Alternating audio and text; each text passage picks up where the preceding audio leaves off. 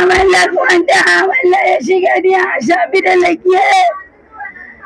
lama dolo fani ala biara sabdalla la bilaye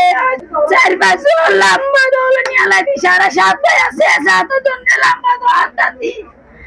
ashabire lama dolo ala la bilaye asar gua bai siapa dia gaya ke surat mati saja mati saja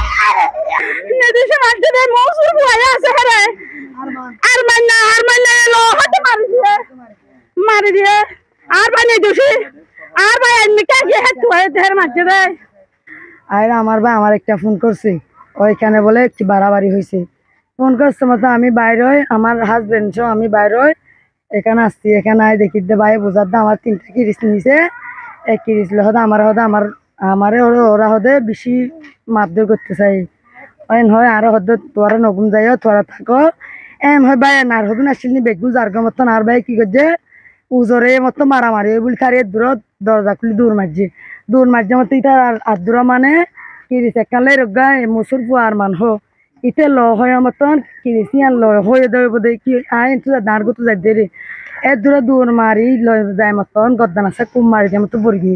পরে যাওয়ার পরে Copa দূর মানে মারছি আর begin আছি তারা তো 10-20 জন ফয়েন আছি বেগিন আছি তো আবার কি করছে আর ভাই যে তো গড়গড়ার মানে আর ভাই তো রক্ত বেশি যার গড়গড়া তুললে আর উন্না রক্ত বেগিন আছে ঘরত তুললে মতো আর বড় বয়না ফাড়ির মতো পড়ে গিয়ে গুজরি মানে দেখি বাইরে এদের বেগুনা লইতে হাসপাতাল লেগে এর দূরে তোরাঙ্গি তারা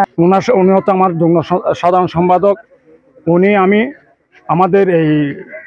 স্বেচ্ছাসেবক দলের আহ্বায়ক আব্দুল্লাহ এই সহসভাপতি পৌরসভার মুস্তাক সহ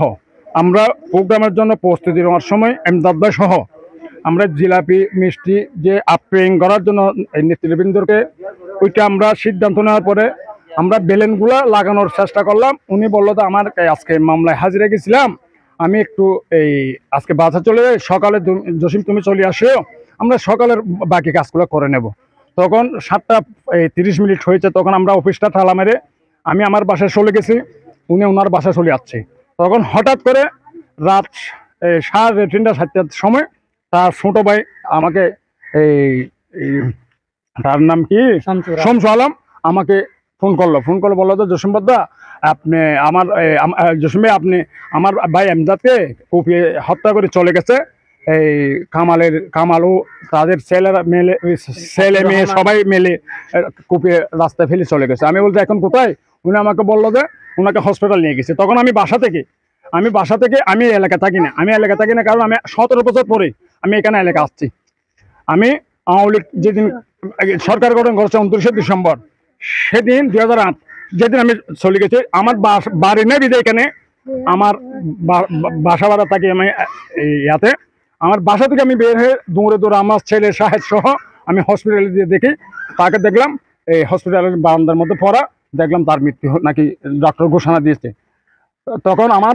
ধারণা হচ্ছে মরগণ তাকে যে কোনো একটা পরিকল্পিতভাবে হত্যা করা হচ্ছে তার বিচার আমি প্রশাসনের কাছ থেকে আমি সুস্থ বিচার দাবি করি